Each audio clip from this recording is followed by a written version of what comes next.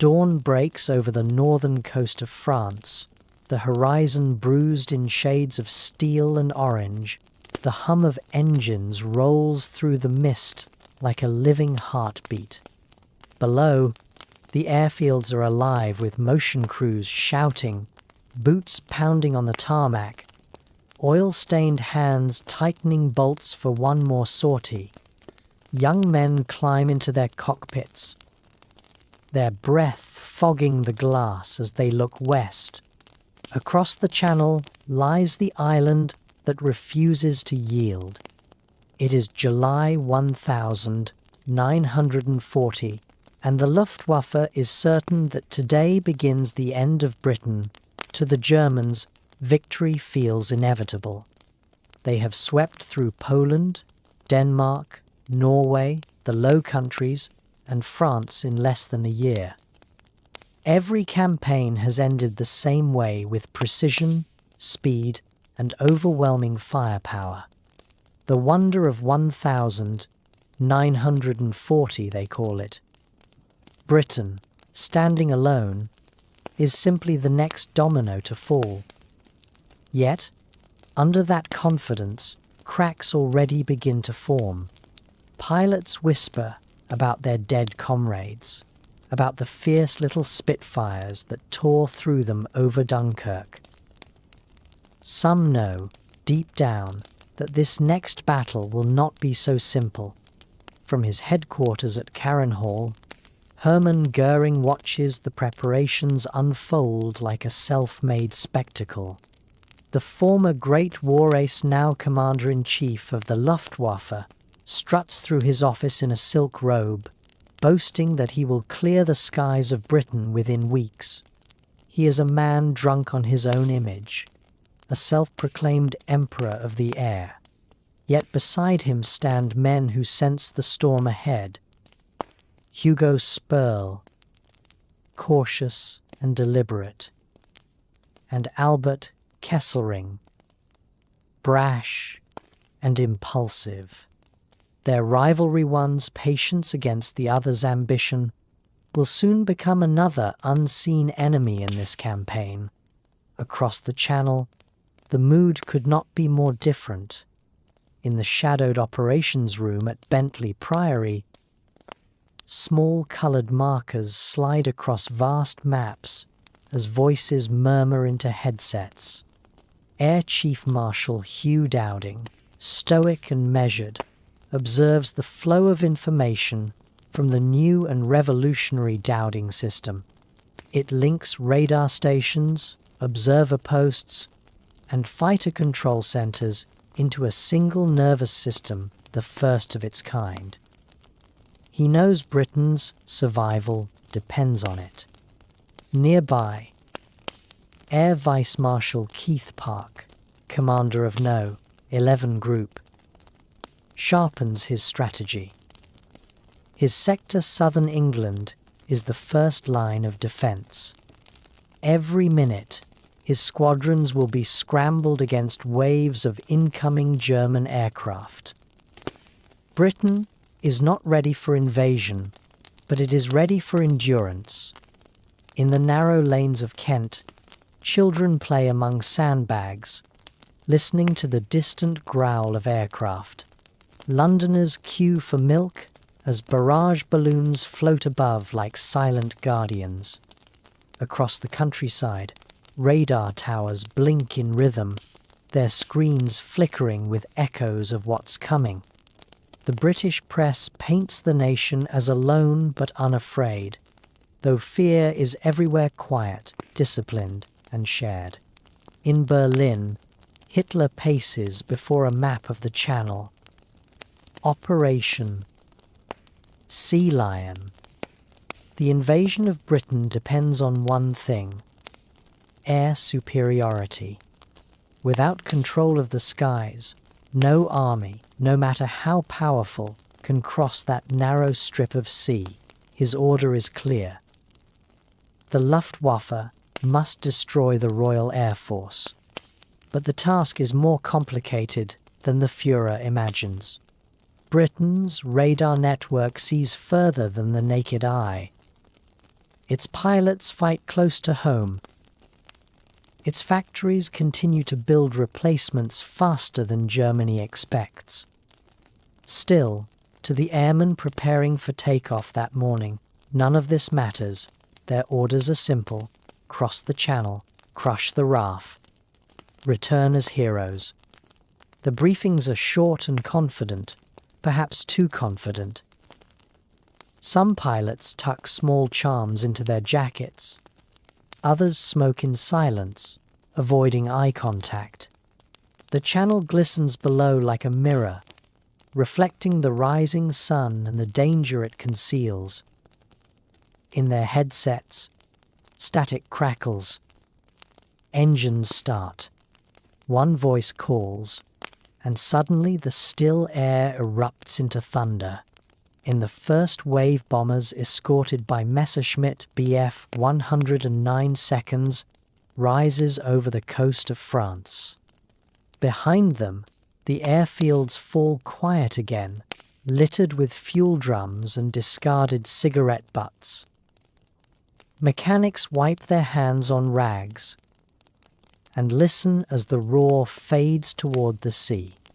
On the other side, British radar screens flicker to life. A cluster of blips appears over Calais. Then another. Then dozens more. Controllers relay bearings, altitudes, and estimated numbers. Sirens wail across southern England. It has begun. At 20,000 feet, the German formations glide through clouds like black shadows. From the ground, the contrails twist into tangled ribbons, white scars across the blue. Below them, the channel sparkles deceptively calm, its waters soon to claim many of them. The air crews are disciplined, efficient, but unease spreads among them. Some can already see the silhouettes of British fighters climbing to meet them. Achtung! Spitfires. 10 o'clock. The radios crackle with overlapping shouts. Machine guns rattle. The first dogfights of the campaign ignite over the sea. Down in London, Winston Churchill listens to reports pouring into the war rooms. His cigar trembles slightly between his fingers, not from fear, but from the awareness of how fragile the balance is. Never was so much owed by so many to so few, he will later say, but in these first days, even he doesn't know if the few will survive. The Luftwaffe's power is overwhelming. More planes, more men, more experience. But the British have something less visible: home advantage, radar, and time. For now, though, victory seems far away. The skies over Dover burn with the trails of falling aircraft. Fishermen pull wreckage from the waves, sometimes finding survivors, sometimes only helmets. In Kentish fields, villagers gather around craters where bombs have missed their mark. Children collect shell fragments like treasures, and somewhere above them, in a cockpit rattling from gunfire, a young German pilot grips his control stick and whispers a prayer he doesn't believe in. By evening, the first raids are over. Smoke drifts across the channel like fog on both sides. The cost is heavy, though neither admits it. In Luftwaffe mess halls, men drink to easy victory even as empty chairs grow more numerous. In British airfields, exhausted pilots slump beside their aircraft, eyes red from wind and adrenaline. Mechanics work through the night to patch holes, refill ammunition, and repaint fuselages still warm from flight. The war has entered a new phase 1 that no soldier can hide from. One that will be fought not on land or sea, but in the endless, merciless sky. The summer of 1940 is far from over, but already it feels like history has paused to take a breath. Both sides believe they are one step from triumph. In truth, they stand at the edge of catastrophe. The Luftwaffe's confidence will soon meet the limits of human endurance, and Britain's defiance will be tested in ways even Churchill cannot yet imagine. The skies are about to turn from blue to fire.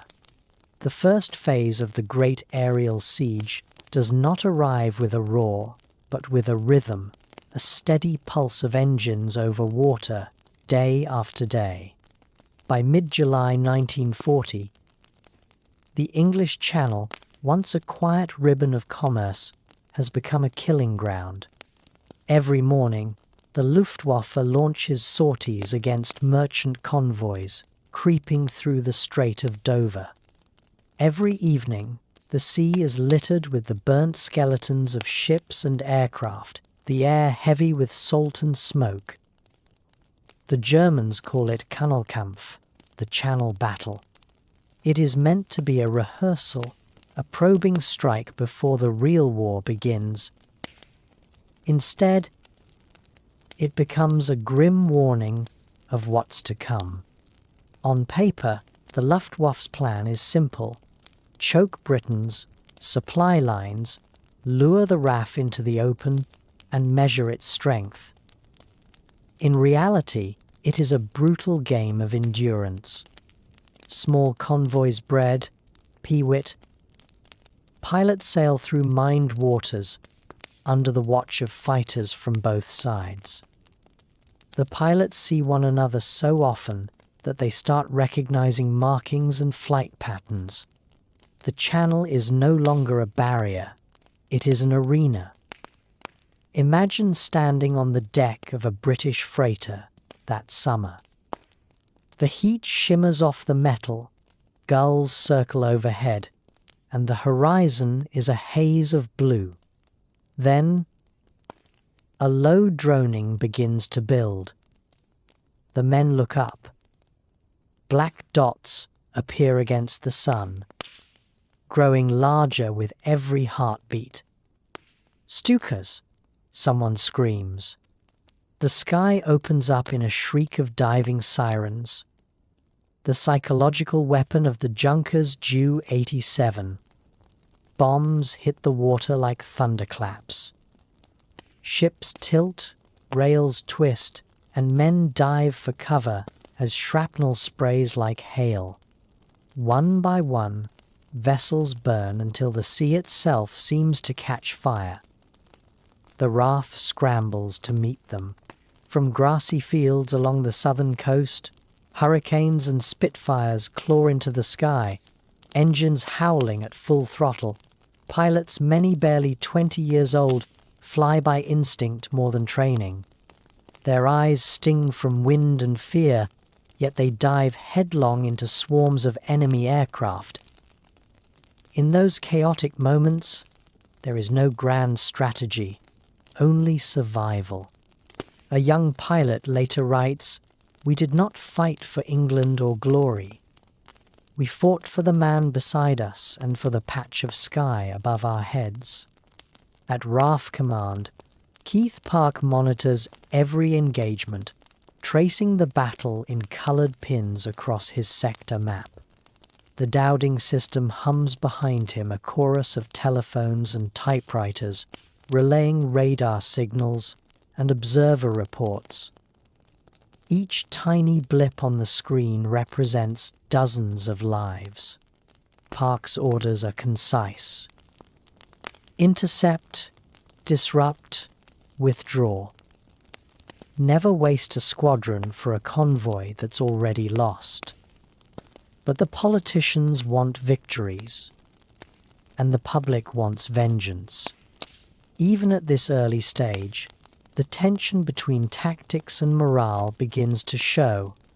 Across the Channel, German commanders evaluate the results. Hermann Goering interprets the heavy British losses as proof that the enemy is weakening. He sees the Channel raids as proof of Luftwaffe superiority. His confidence is intoxicating. He promises Hitler that the RAF will be crushed within 4 weeks. But his field officers see the cracks. Losses mounting, pilots exhausted, bomber formations disorganized by weather and poor communication. They warn him that Britain's defenses are not collapsing, they're adapting. By the end of July, the Luftwaffe has flown over 1,300 sorties in the Channel battle. Dozens of British ships lie at the bottom of the sea.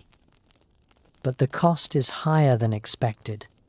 The Luftwaffe has lost nearly as many planes as the RAF, and for every German pilot killed or captured, months of training vanish with him. Still, Berlin declares victory. Propaganda films show triumphant aircrews drinking champagne. Yet privately, one squadron commander writes in his diary, "We are bleeding slowly," and no one above seems to notice. On the British side, the toll is visible in the faces of sailors and airmen. Convoy routes are rerouted at night.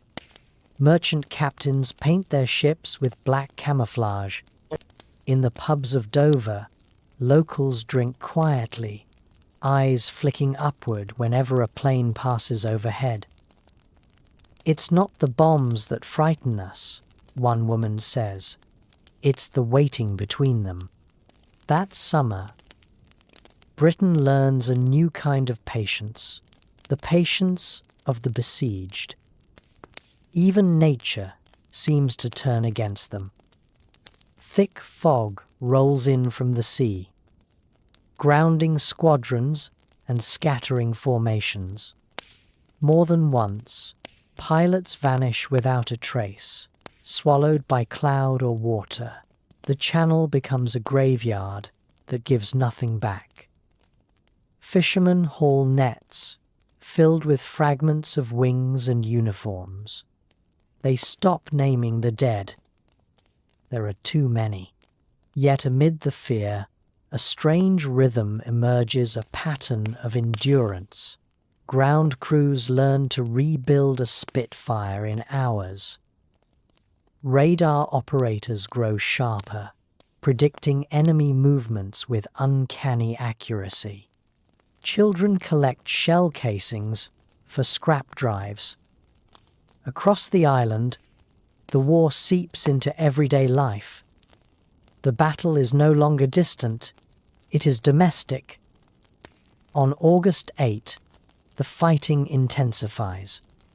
Goering orders his forces to escalate attacks, believing the RAF is stretched thin. He could not be more wrong. The new German offensive slams into the teeth of Park's defences. Over Convoy Peewit, more than 100 fighters clash in a chaotic ballet of smoke and fire. One pilot describes it as 1,000 angry bees trapped inside a bell jar. The noise, he says, was not of engines or guns, but of the air itself screaming. By evening, both sides count heavy losses. German crews return to France shaken, many vomiting from exhaustion. The Channel sickness begins to take hold, a creeping dread of water, of endless flights over grey waves where one mistake means drowning. German medics start noting cases of tremors, stomach pain, and nightmares. Some men beg to be reassigned inland.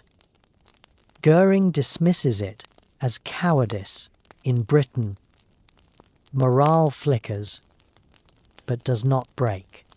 Churchill visits coastal airfields, shaking hands with grease-stained mechanics and weary pilots.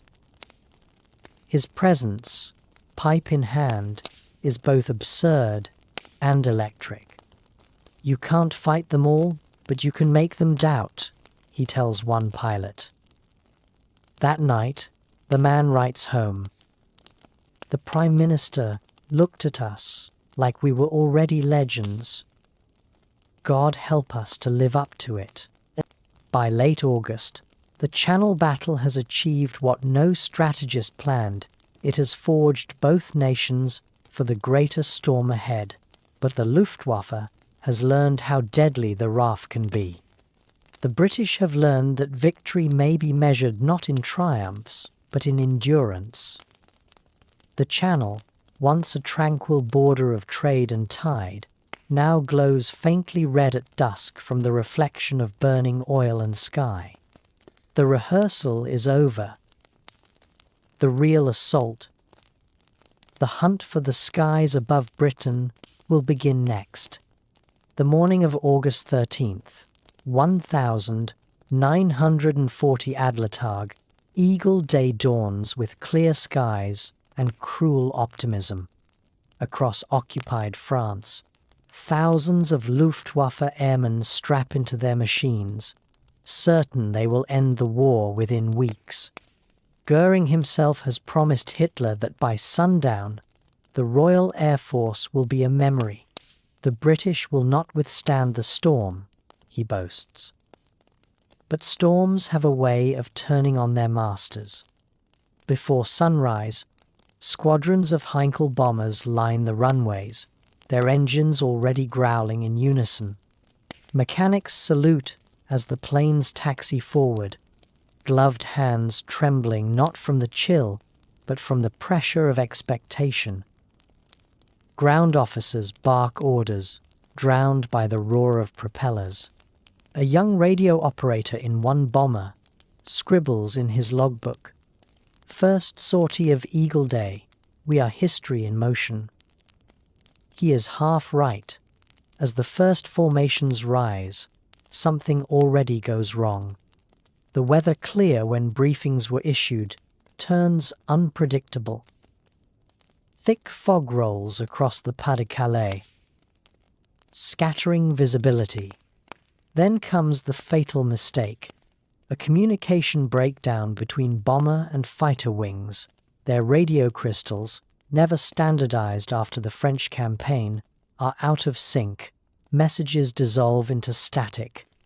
Without realizing it, entire bomber groups head toward Britain unescorted, believing protection is already above them.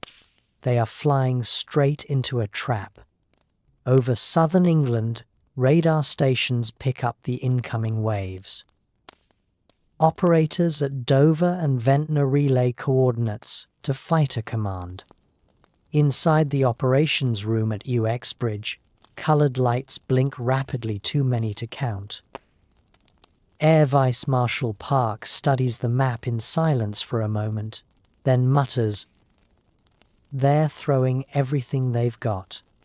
Sirens wail across the countryside as RAF squadrons scramble. Pilots run for their planes, half-eaten sandwiches falling from their hands. Engines ignite, grass and dust whip into the air. Within minutes, the sky is alive with motion.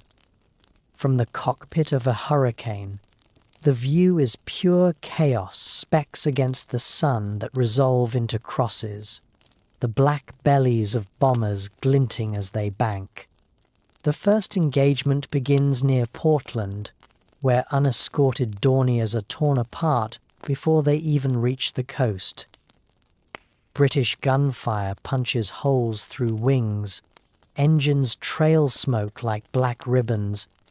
One pilot radios, "They came without their angels."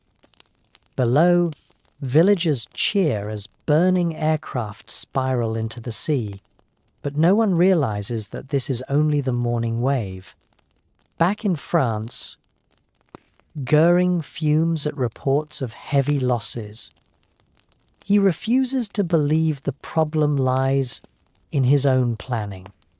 "The weather is to blame," he shouts, pacing the control room in his blue uniform heavy with medals. His aides nod obediently. By noon, he orders the second wave to launch massive formations aimed at airfields, radar sites, and aircraft factories. This time, they will have escorts. This time, he vows, we will cut the head from the British serpent. By early afternoon, hundreds of German aircraft fill the sky. The roar of engines shakes the windows of London and Portsmouth. The people below stop whatever they are doing, farmers, children, soldiers, and look upward. What they see defies belief. Layer upon layer of moving metal, sunlight flashing off polished fuselages. It is not a battle. It is an invasion through the air. The RAF meets them head on. Dogfights erupt across Kent and Sussex. Spirals of smoke twisting into the clouds. Pilots maneuver with inhuman precision, diving and climbing at breakneck speeds. The radio frequencies fill with clipped voices, screams, static. Bandits, 12 o'clock. I got one. Hes going down. I am hit, bailing out. Shoots blossom like ghostly flowers against the horizon. For every British plane shot down, another rises from a nearby field. The Dowding system, so often doubted, works like clockwork, rotating squadrons, conserving pilots, keeping Britain alive, minute by minute. In the heat of battle, the human scale of the war becomes painfully visible. A Spitfire pilot named Jack Ainsworth watches his wingman take a direct hit. The explosion rocks his own aircraft, shards of metal peppering his canopy. He flies through the debris, hands shaking, the smell of burnt fuel searing his lungs. Later, he will write in his diary, "There were moments today when the sky looked like a field of falling stars. By dusk, the fighting subsides. Both sides claim victory. The Luftwaffe broadcasts triumph, boasting of hundreds of British planes destroyed. In truth, the numbers are nearly even. The RAF has lost airfields, but not its nerve. The Germans have learned that victory over Britain will not come in a single day. And, for many of their men, that realization is devastating." 2 days later comes Schwarzer Donnerstag, Black Thursday. The Luftwaffe, still reeling from disorganization, launches raids deep into northern England. They encounter fierce resistance. Dozens of bombers are shredded mid-air, their crews never returning. "We are being hunted like ducks," one surviving gunner writes home. His letter never arrives. The mail ship carrying it sinks days later. The following week brings the hardest day, August 18th, 1940. By now, both air forces are bleeding. In one afternoon, nearly 150 aircraft are lost in less than 12 hours. Southern England becomes a graveyard of twisted metal. Smoke plumes rise over Kent, and the beaches of Folkestone are carpeted with debris. One German ace calls it a dance of exhaustion. For those on the ground, the war in the sky feels both distant and intimate. Children count contrails from their backyards, trying to tell friend from foe. Farmers find parachutes tangled in their fields. Some shelter wounded pilots, British and German alike, until ambulances arrive. One elderly woman writes in her journal, "We see angels and devils fall from the same sky. Yet amid all the loss, Britain's resilience hardens. The RAF's rotation system ensures that no squadron fights alone for long. Replacement planes pour out of factories faster than Goering expected. Behind the statistics are thousands of civilians, women assembling fuselages, teenagers patching wings, machinists sleeping beside conveyor belts. Britain is not just fighting, it is rebuilding in real time.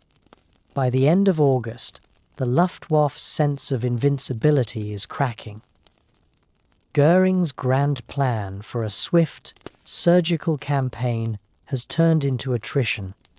His men whisper of British radar witchcraft, of pilots who seem to appear out of nowhere. Morale begins to dip. Still, the Reichsmarschall refuses to admit failure. "We will strike harder," he insists. "We will strike at their heart." But every strike cuts deeper into his own.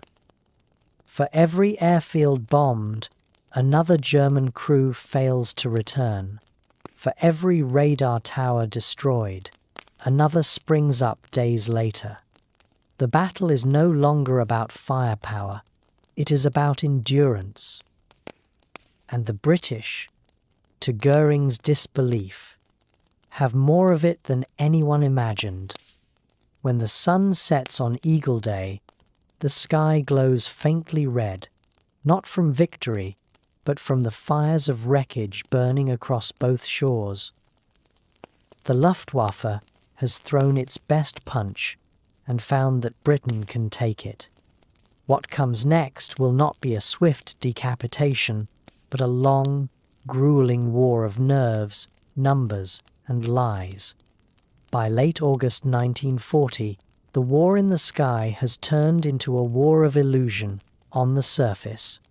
The Luftwaffe still claims dominance. Propaganda films show smiling pilots stepping out of cockpits, medals gleaming under the summer Sunday. German newspapers boast that the British are finished, that the Royal Air Force has been all but annihilated. Yet behind the glittering facade, the truth is much darker. Inside command bunkers, cigarette smoke hangs thick and tempers flare.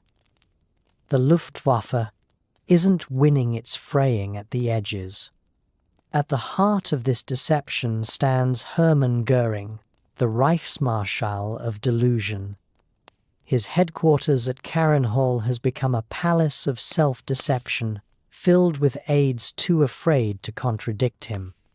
When reports arrive of heavy losses, Goering dismisses them as enemy exaggeration. His intelligence chief, Joseph Beppo Schmid, learns quickly what kind of news pleases his master. Schmid alters figures, downplays British aircraft strength, and paints a picture of near victory. The numbers begin to lie, and Goering believes them. Meanwhile, his field commanders know better. Albert Kesselring, overseeing Luftwaffe 2, insists the RAF is tougher than anyone in Berlin will admit. Hugo Spurley, commanding Luftwaffe 3, argues for caution and reorganization, but their warnings bounce off Goering's pride. He sees dissent as weakness and data as optional. He will later call the Battle of Britain a duel between lions and donkeys. The irony is that he never realized which side was which. While German reports fantasize about British collapse, the reality in southern England is brutally simple. The RAF still fights on. By the end of August, Britain has around 700 operational fighters left, not 1,000, as the Luftwaffe fears, but far from the 50 or 60 Goering imagines. The Dowding system keeps those planes moving like clockwork, guiding fresh squadrons into battle while damaged ones retreat to repair. For every pilot lost, another steps up, sometimes barely trained, often terrified but ready. On the other side of the channel, morale begins to crack. The Luftwaffe's French airfields, hastily built after the fall of France, are half-finished mud pits. Hangars leak, runways buckle under the weight of bombers, and spare parts take weeks to arrive. Crews work around the clock, patching aircraft with whatever they can find, sometimes wood, sometimes hope. Each morning, mechanics scrub blood from cockpits and fuel tanks. Each night, more beds in the barracks are left empty. The pilots themselves are changing. At first, they had marched to their planes with swagger, convinced of an easy conquest. Now they move slower, quieter. Their faces grow gaunt from sleeplessness and nerves. German doctors begin documenting a strange pattern of symptoms: shaking hands, nausea, sudden outbursts of anger or tears. They call it Channelkrankheit, channel sickness. It begins as fear of the water. Many Luftwaffe pilots can't swim. The idea of being shot down over the channel, trapped in a cockpit, as it sinks, haunts their every flight. Men who once joked about English tea now dream of drowning in cold, grey silence. Some start drinking heavily before missions, hiding flasks in their flight suits. Others smoke compulsively until their fingers tremble.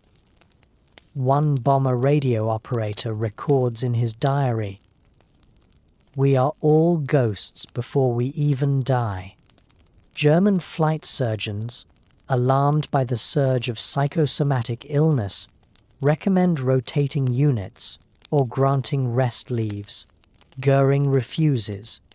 "The English are tired too," he says. But he is wrong. On British airfields, the exhaustion is real, but tempered by something else: defiance. Pilots sleep on the floor beside their planes. Mechanics swap black humor to drown out fatigue. "If you're alive by sundown, you've done your job," one says. The British may be weary, but their war feels personal. Every raid hits their soil, their families, their streets. At Fighter Command HQ, Dowding keeps meticulous count of aircraft, pilots, and replacements. His desk is a graveyard of cigarette butts and casualty reports. Each morning, he knows exactly how thin the line has become. But he never lets panic show. "They are breaking faster than we are," he tells Park quietly. "We just have to last longer." The words are half comfort, half prayer. By contrast, the Luftwaffe's intelligence becomes a tangle of wishful thinking.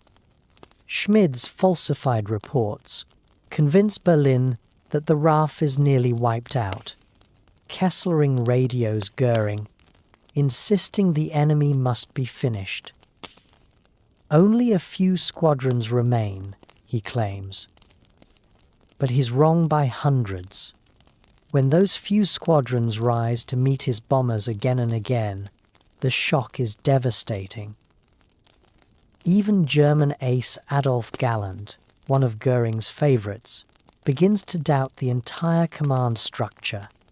He later writes, "We fought bravely, but blind. Our own leadership had sealed our fate." As the pressure mounts, so does the emotional cost. One Luftwaffe junior doctor, serving with a bomber wing near Amiens, sends a confidential report up the chain of command. "If we are not relieved by autumn, our nerves will break." Alcohol consumption has doubled. Men faint before takeoff. Morale is disintegrating faster than material. The report reaches Goering's office, but goes unread. In the evenings, German officers gather in mess halls, pretending nothing is wrong. Laughter comes easily at first, but it fades quickly. Some men stare into their glasses, silent. Others talk about home wives, children, the smell of forests. Outside, the night air smells of oil and rain. They are fighting an invisible enemy, not only above, but inside themselves. Across the Channel, Britain feels the tremor of that fatigue without knowing it. Pilots notice fewer German formations arriving each day, or bombers turning back sooner than expected. Radar screens flicker less densely. They're running low, one controller says. But don't tell anyone, well, jinx it. What they don't realize is that the German pilots still coming are fighting on sheer willpower. The propaganda war grows desperate. Berlin broadcasts triumphant bulletins about the near-total destruction of fighter command, while the BBC counters with steady, calm announcements, each designed to sound boringly confident. Enemy activity over southern England was moderate today. Beneath those bland phrases lies fire and chaos. But words themselves become weapons of morale. Each nation clings to its own illusion to keep the machinery of courage turning. By early September, the Luftwaffe strain begins to show in ways Goering can no longer deny. Fuel shortages, maintenance delays, pilot turnover, it all adds up to fewer operational aircraft. Yet the man at the top remains in denial, more focused on appearances than strategy. He blames his subordinates, the weather, even the Channel itself. But deep down, many of his men already know the truth. The Luftwaffe is slowly burning itself out. The men who still take off every dawn are not fighting for conquest anymore. They are fighting not to fall apart. They know the statistics, the odds, the reality that each mission might be their last. One pilot sums it up in a letter never sent. We fight the wind, the water, and our own nerves. If this is victory, may God spare us defeat. The numbers are lying, the nerves are breaking, and the truth the one Goering refuses to face is hovering just beyond the horizon. For the Luftwaffe, the next decision will determine everything, and it will be a fatal one. The turning point arrives not with a plan, but with a mistake. It is the night of August 24th, 1940. A formation of German bombers, lost in cloud and darkness, drifts off course on its return from an attack meant for RAF factories on the outskirts of London. They drop their bombs too early. The payload falls across the city itself, Docklands, Stepney, and Bethnal Green, killing civilians asleep in their homes. It is a tragedy of navigation, not intention, but it changes everything. When news reaches Churchill, his reaction is cold, almost surgical. They have bombed the capital, he says, eyes narrowing around the ever-present cigar. Now they shall taste their own medicine. The next night, August 25th, a small group of RAF bombers crosses the North Sea and strikes Berlin. The damage is minimal, but the insult is monumental. The German capital, untouchable until now, has been scarred. air raid sirens wail over the Reich for the first time, and citizens crowd into basements in disbelief. The myth of invulnerability is gone. Goering had once boasted, "No enemy aircraft will ever fly over the Reich." Now, the echo of British engines proves him wrong. Fury consumes him. At his headquarters, Goering smashes a glass ashtray and vows revenge. "We will wipe London from the map," he shouts. His decision driven by pride, not strategy, marks the Luftwaffe's gravest error. Against the advice of his generals, he shifts the bombing campaign away from RAF airfields and radar stations. Instead, he targets London itself. He wants spectacle, vengeance, and morale-breaking terror. He will get none of them. September begins with fire. Day after day, hundreds of German bombers cross the Channel. By dusk, the sky over London glows orange and red.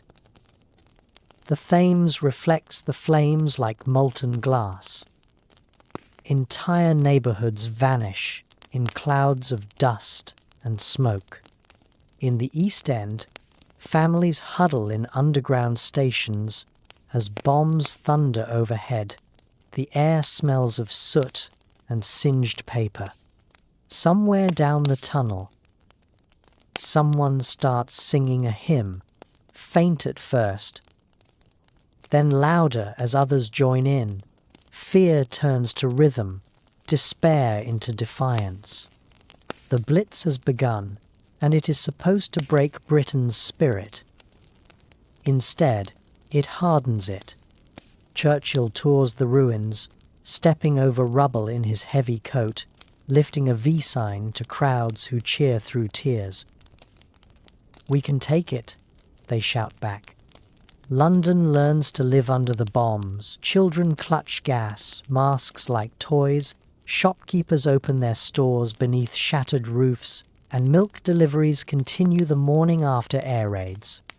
Newspapers print headlines like "London can take it" over photos of firemen grinning beside smouldering ruins. What was meant to destroy morale becomes its armor. Above them, the war continues at dizzying pace. The Luftwaffe's daylight raids intensify.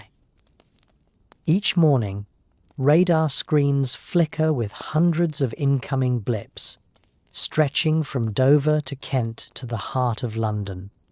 RAF squadrons scramble to intercept, but now the geography of battle has shifted. The airfields they fought to defend are catching their breath. Now the city itself bleeds for them. From the German perspective, the London raids seem logical. Destroy the capital, the heart of government and morale, and Britain will crumble. Yet this new strategy ignores the reality of logistics and fuel. The Bf 109 fighters escorting the bombers have a limited range, barely enough to reach London, engage, and return. Over the city, they have just 10 minutes of combat time before fuel gauges dip into the red. 10 minutes to fight or die. Worse, the strain on air crews is intolerable. Bombers fly through thick smoke and anti-aircraft fire, engines rattling from shrapnel hits. Communication breaks down in the chaos. Pilots watch tracer rounds arc through the night sky, like red comets weaving between searchlights. One German gunner writes, "The city below us burns without sound. Only the wind and the engines remain. He will not survive the flight home."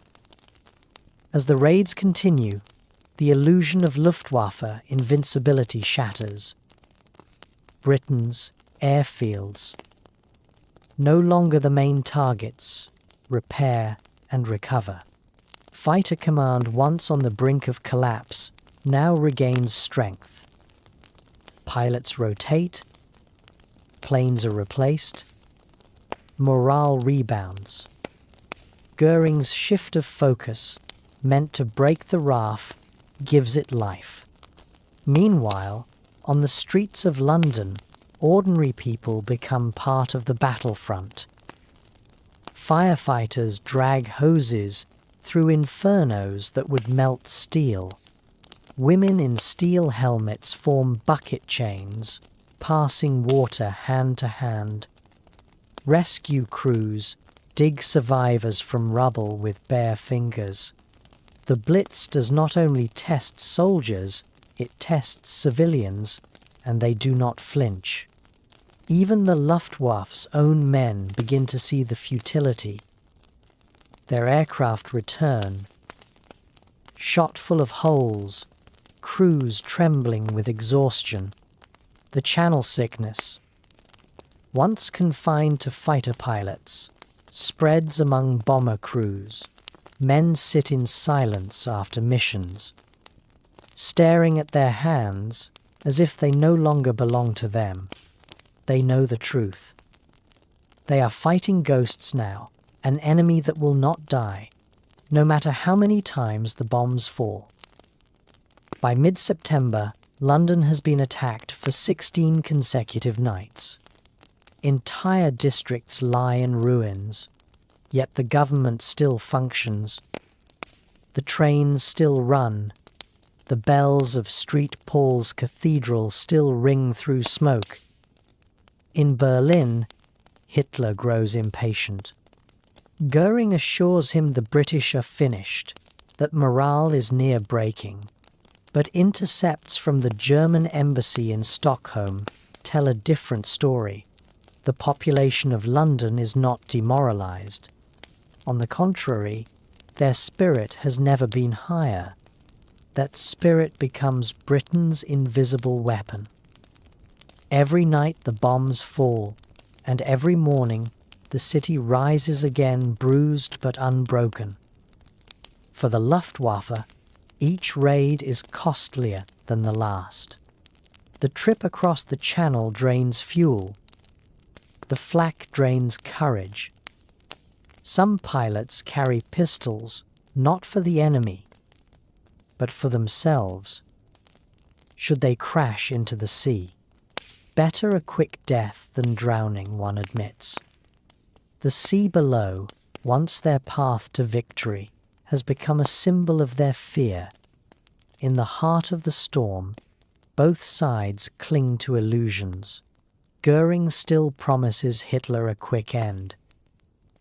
Churchill still tells his people that this is only the beginning. But one side fights for conquest, and the other fights for home, and that difference, invisible on maps, is what will decide the outcome. As September deepens, the flames over London start to fade, not because the bombs have stopped, but because the bombers are fewer. The Luftwaffe is running out of strength. Goering doesn't know it yet. But his greatest mistake is already complete. By turning his fury towards civilians, he has given the RAF the one thing it needed most. Time. Morning, September 15th, 1940. The Luftwaffe's most massive assault yet begins not with confidence, but with ritual. Pilots eat in silence, spoons clinking softly against tin bowls. Outside, ground crews move like shadows, loading bombs, checking propellers, tightening bolts. No one speaks of victory anymore. They simply say, one more mission. Goering has promised Hitler that today will be the decisive strike, the day the British air defence collapses under sheer weight to throw everything we have. He orders, "We end this today. At dawn, The first wave crosses the French coast, hundreds of aircraft glinting silver in the morning Sunday. From the white cliffs of Dover, British observers spot the shimmering tide of wings.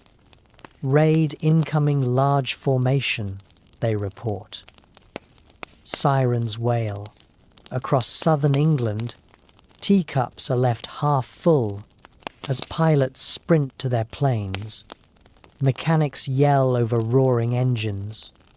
Within minutes, fighter command is fully mobilized. At Bentley Priory, Air Chief Marshal Dowding studies the sprawling map of England dotted with coloured markers. He has seen these raids before, but something feels different, bigger, denser, desperate. His voice remains calm. Scramble everything. Beneath him, Air Vice Marshal Keith Park's command room bursts into motion. Controllers relay coordinates in clipped, urgent tones. Within minutes, more than 600 British fighters are airborne, the largest number yet deployed. Above the channel, the formations converge. The air becomes a swirling maze of movement and sound guns, engines, wind, and death. Pilots lose track of direction. The horizon vanishes in smoke. The sky itself seems to twist. Radio chatter fills the chaos. Brake right. He's on your tail. Im hit. Going down. Get him. Get him. For hours, the battle unfolds as an airborne storm over London, Croydon, and Kent. From the ground, Londoners watch the sky ignite. Contrails crisscross like white scars against the blue. Children point from the rooftops as dots spiral downward, trailing fire. Anti-aircraft guns, thunder from parks and rooftops. Shell casings rain onto cobblestones. The city trembles, but it stands. In the thick of it, a Spitfire pilot named Peter Townsend dives through a formation of bombers, his vision blurred by oil leaking into the cockpit. He can barely see his own hands. It wasn't fighting, Hell later say. It was surviving. He fires into the belly of a Dornier at close range. The explosion rocks his plane, nearly flips it. When he regains control, he catches a glimpse of parachutes falling through sunlight like black petals. Down below, the streets of London erupt in cheers as burning bombers crash into fields beyond the Thames. Even from miles away, people can see them falling, bright fragments tumbling through the air. For the first time, civilians witness a visible victory. One woman claps her hands as if she were watching fireworks. "We've got them this time," she cries. But inside those falling machines are men. Luftwaffe crews fight until their instruments melt, their hands blistered from gripping controls. Radio operators call for help that will never come. "We are hit." One pilot transmits, "Tell my wife," and then silence. Those who bail out are captured within hours. Some are treated with cold civility, others with pity. Even their captors can see it, the fear, the exhaustion, the defeat written into their faces. By afternoon, Goering's grand plan has disintegrated. Communications collapse. Squadrons lose formation. Fuel runs low, long before they reach the targets. Bf 109 escorts are forced to turn back, leaving bombers defenseless. British fighters, still fresh from nearby bases, tear into them. The battle drifts west toward London, and ends in a rolling slaughter. At 2 p.m., Churchill arrives unannounced at Fighter Command's Uxbridge bunker. The operations room is chaos, telephones ringing, reports flying in, markers moving across the giant map like pieces in a desperate game. "What reserves have we left?" he asks. Park replies quietly, "There are none." For a long moment, Churchill says nothing. Then he murmurs, almost to himself, "Never in the field of human conflict was so much owed by so many to so few. By evening, it's over." The sky over southern England clears, revealing drifting smoke and the glint of parachutes descending into the sea. British squadrons land one by one. Planes battered but intact. Ground crews rush to refuel, rearm, patch bullet holes. Many pilots climb out shaking, unable to unclench their hands. Some vomit beside their planes. Others simply stare into nothing. They have survived, but they do not yet realize they have won. Across the channel, the scene is very different.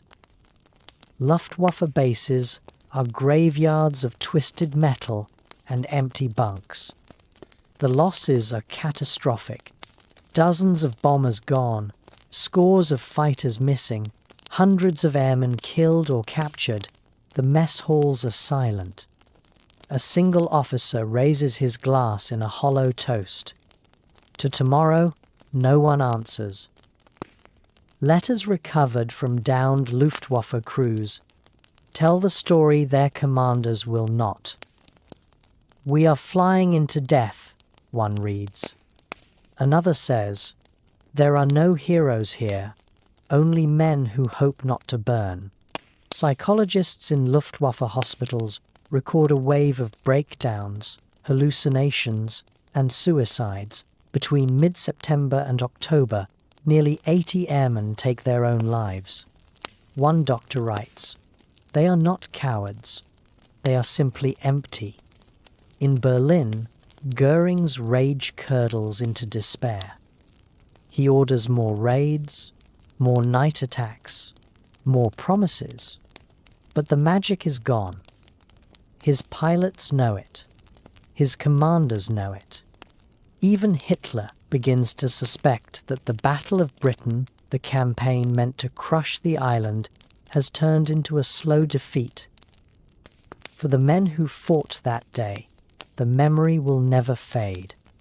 One RAF pilot describes the silence after landing.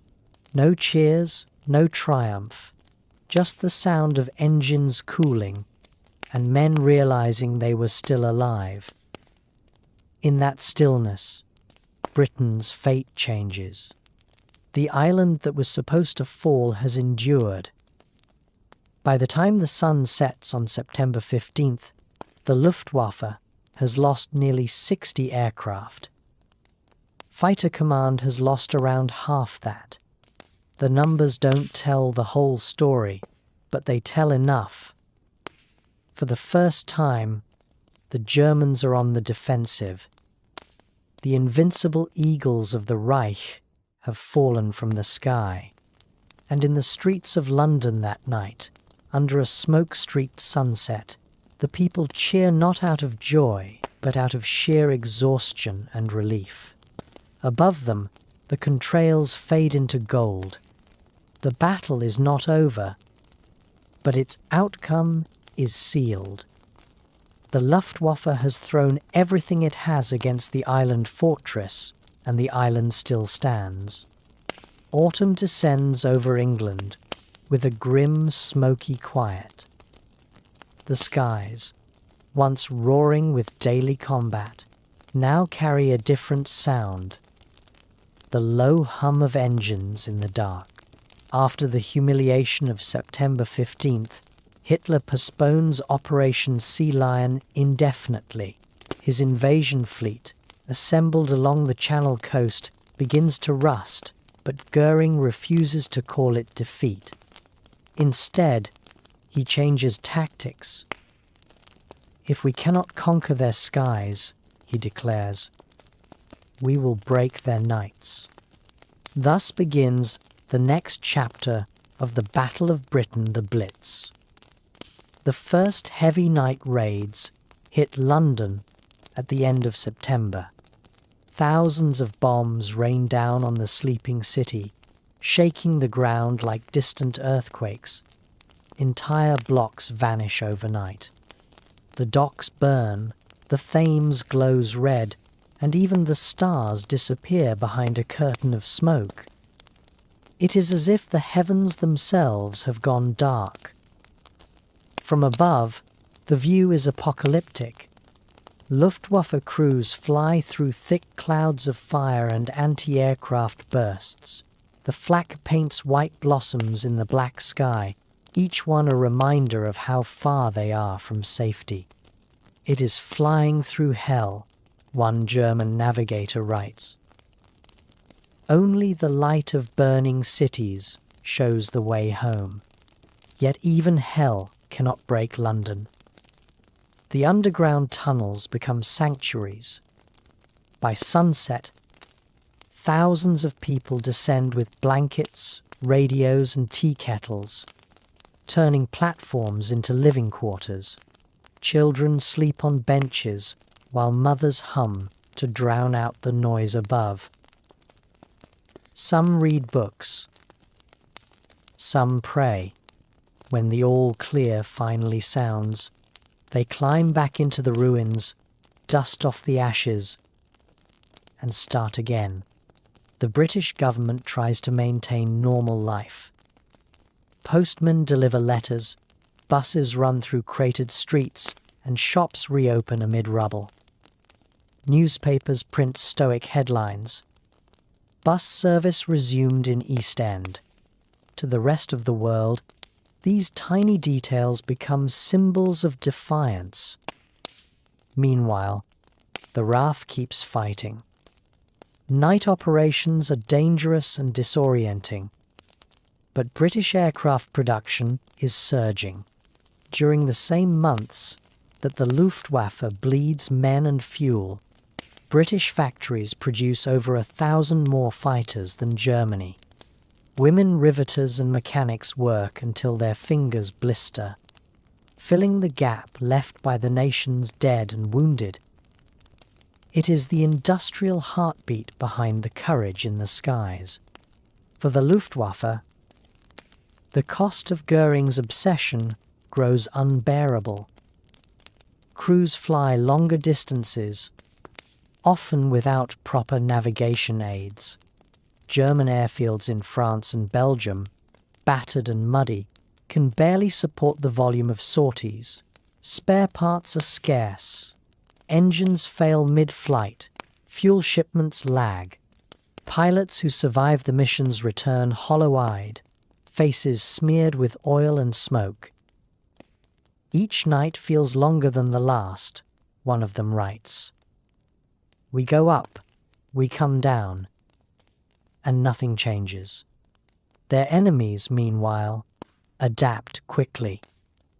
British searchlights triangulate bombers with eerie precision.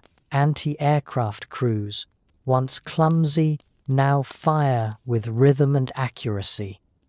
Radar, still a secret weapon, guides night fighters through the blackness.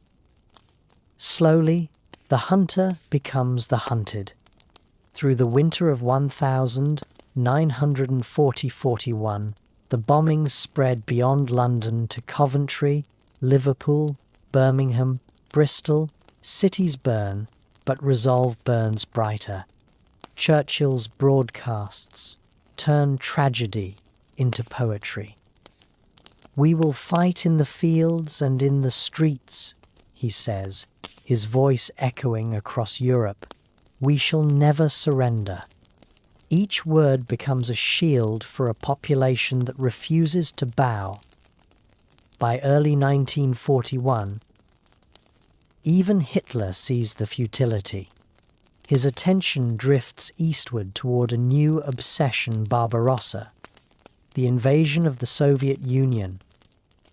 The Luftwaffe, exhausted and undermanned, is redirected to prepare for the vast front that lies ahead. The nightly raids on Britain grow sporadic. What began as a campaign of conquest ends as a campaign of exhaustion. When the fires finally fade, the numbers tell the story of a miracle bought with blood. 40,000 civilians dead, thousands of aircraft lost, but the island still free. Britain remains unconquered. The first major failure of Nazi Germany's war machine in the aftermath. Both sides take stock. In Berlin, Goering blames the weather, his subordinates, the aircraft, even fate itself. But the truth is simpler. The Luftwaffe was built for lightning war, not endurance. It could destroy, but it could not sustain. It could strike, but not hold. Against the stubborn weight of British resistance and the brilliance of Dowding's system, it collapsed under its own arrogance. In London, people sweep the rubble from their doorsteps. Children play among the ruins, chasing pigeons where houses once stood. St. Paul's Cathedral rises above the city, blackened but untouched, a defiant monument to survival. The bells ring again in spring, echoing through streets that smell of dust and renewal for the airmen who lived through it. The memories never fade. British pilots remember endless takeoffs, the taste of metal in their mouths, the way the sun turned red through cockpit glass. German survivors remember the silence of the sea, the fear of drowning, the faces of comrades who never returned. Both sides carry the same ghosts, the sound of engines fading into darkness. In the end, the Battle of Britain is not a story of victory through strength, but of survival through will. It proves that courage can outlast calculation, that endurance can defy empire. When historians speak of that summer and autumn of 1940, they use numbers, sorties flown, aircraft lost, tons of bombs dropped. But for those who were there, it was simpler. It was the moment when a small island faced the storm and refused to move, and in doing so, it changed the course of the world.